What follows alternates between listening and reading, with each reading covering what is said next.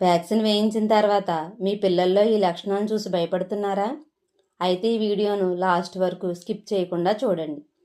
Vaccination తర్వాత పిల్లల్లో ఈ 4 లక్షణాలు చాలా నార్మల్.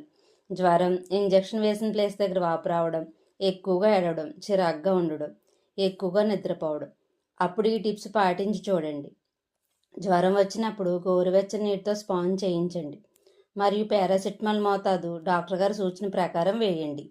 ఇంజెక్షన్ ప్లేస్ దగ్గర వాపు ఎర్రబడడం జరుగుతుంది. అప్పుడు గోరువెచ్చని నీటితో క్లాత్ని చుట్టండి లేదా ఐస్తో కాపడం పెట్టండి. మర్దన వంటివి చేయొద్దు. క్లాత్ చుట్టడం లేదా ఐస్ రెండింటిలో ఒకటి మాత్రమే ట్రై చేయండి. నెక్స్ట్, ఎక్కువగా ఏడవడం. వ్యాక్సిన్ వల్ల బాడీలో పెయిన్స్ రావడం వల్ల పిల్లలు ఏడవడం, చిరాకు పడడం చేస్తారు.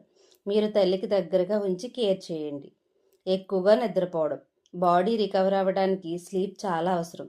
భయపడొద్దు. 2-3 గంటలకు ఒకసారి లేపి పాలు ఇస్తూ ఉండండి.